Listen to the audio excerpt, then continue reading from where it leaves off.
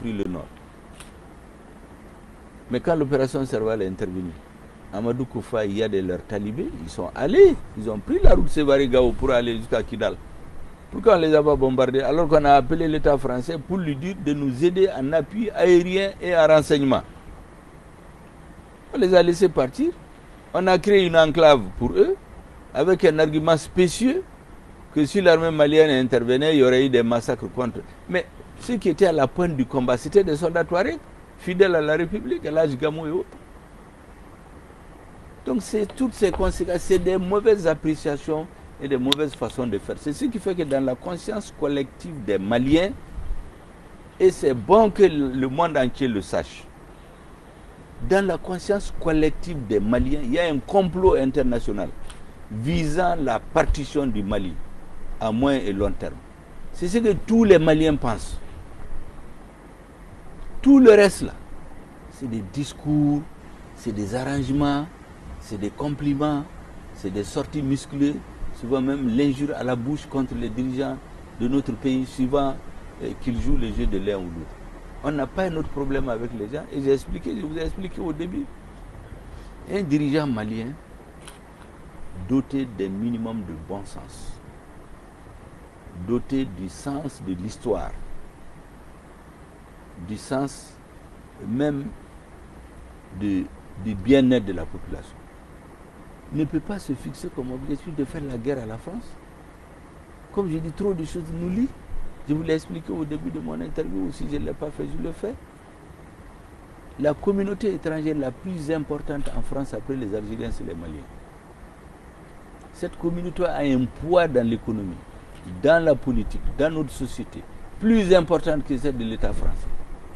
Leur poids économique dans l'économie du Mali, il y a des régions entières qui vivent du travail de ces compatriotes. Leur apport est plus important que l'aide française. Est-ce qu'un gouvernement qui a un minimum d'intelligence peut ignorer les intérêts de cette communauté pour aller en conflit contre le pays qui les héberge, le pays où ils vivent, le pays qui les roule, le pays où ils travaillent, le pays dont ils ont la nationalité? Ça, c'est un. Deuxièmement, je dis, on est lié par l'histoire. Nous n'avons pas choisi, on n'a pas invité les Français. Ils sont venus ici par la force, mais aujourd'hui, on est liés. On est lié par l'histoire. On est lié par la politique. On est lié par nos... On est des partenaires économiques. C'est l'un de nos plus grands partenaires en matière économique. En matière militaire. En 2013, certains disaient sans l'intervention de la France, peut-être qu'il n'y aurait pas de gouvernement au Mali. On ne peut pas le nier. Hollande avait même dit qu'il payait une dette. Mais les hommes, l'autre jour, on a instrumentalisé pour dire que lorsque le Premier ministre malien a lu son discours à l'ONU qui n'a pas pris aux autorités françaises, c'est le lendemain de la mort d'un soldat français. Donc on essuie nos pieds contre le sang du soldat français. C'était une manière, pour le moins, pas très honnête, d'instrumentaliser ce sentiment des Français contre un gouvernement d'un pays. Ce n'est pas honnête. Le jour où ce discours a été préparé, personne ne pensait que ce soldat allait mourir. Cette instrumentalisation, pour le moins, ce n'était pas honnête. Et on utilise ça pour nous intimider. Donc, on ne peut pas être contre la France. Ensuite, mais c'est dans la langue française qu'on s'exprime, même pour parler au monde entier. Donc, c'est pourquoi j'ai dit que la France et le Mali constituent un vieux couple. Il peut y avoir des scènes de ménage, mais il n'y a pas de divorce. S'il y a un gouvernement qui, pour des raisons électoralistes aujourd'hui, pour faire plaisir à une certaine frange, veut montrer ses muscles, veut jouer au grand coq dans la basse-cour, mais ils peuvent le faire. Mais les peuples, là, les gouvernements vont passer, ils vont rester. Ce gouvernement de transition va passer, le gouvernement Macron, même s'il a un deuxième mandat, il va passer, mais les peuples, là, on ne peut pas les diviser. Et ça, nous avons une claire conscience de ça. C'est pourquoi je dis que cette diabolisation, on est contre la France, je crois que c'est un discours spécieux. Enfin, nous, ça ne nous trompe pas. Le sentiment de frustration chez les Maliens, c'est la sensation qu'ils ont. J'allais dire la conviction qu'il y a un agenda caché de la France officielle qui est différente de ce qui est dit aux Français là-bas. Qui a créé l'enclave de Kidal? Qui a protégé Yadagali et Amadou Koufa au début? Qui a protégé les lieutenants de Yad? Aujourd'hui encore, les mouvements les mouvements armés défilent chaque année avec des armes lourdes à Kidal. Les officiers français assistent au défilé. Ils font le garde-à-vous. Mais s'ils ne les reconnaissaient pas, ils n'allaient pas aller. En Guinée récemment, dans un pays voisin ici, l'ambassadeur a refusé d'aller à l'investiture du président. Parce qu'on lui a dit de ne pas aller. Quand les officiers viennent faire garde-à-vous devant ce qui apparaît comme une armée dans un État dans l'État, qu'est-ce que les Maliens vont penser? Donc voilà, c'est important que les Français comprennent, l'opinion française comprenne. Nous n'avons pas de problème avec la France. Nous n'avons même pas de problème avec l'État français. Il y a des incompréhensions qui sont dues au fait que notre peuple ne voit pas de résultats. Notre peuple voit les doubles jeux, les doubles langages, les doubles standards, l'approche à géométrie variable. C'est tout ça qui donne l'impression qu'il y a un sentiment anti-français. Il n'y en a pas. Les Maliens ne sont pas contre les Français. Beaucoup de temps, c'est quand même. Là, on parle de 2013, monsieur le Premier ministre. Et à l'époque, dans le débat actuellement, il y a quand même très peu, il y a des éléments de contexte qui ne sont pas très souvent rappelés. Notamment, il y avait le fait que la communauté internationale, sa position était qu'il fallait un règlement politique du problème, du conflit dans le nord du Mali. C'est qu'on a finalement eu des négociations à Alger qui ont abouti à un accord. Il y a aussi des exactions qui étaient reprochées à l'armée malienne, notamment dans le cadre de la reconquête du nord du Mali. Et puis, toutes ces questions ont fait qu'ils ne sont pas rappelées aujourd'hui, en fait, dans le débat actuel, en tout cas, qui donne l'impression qu'il y a un conflit. Non, vous savez pourquoi ce n'est pas rappelé?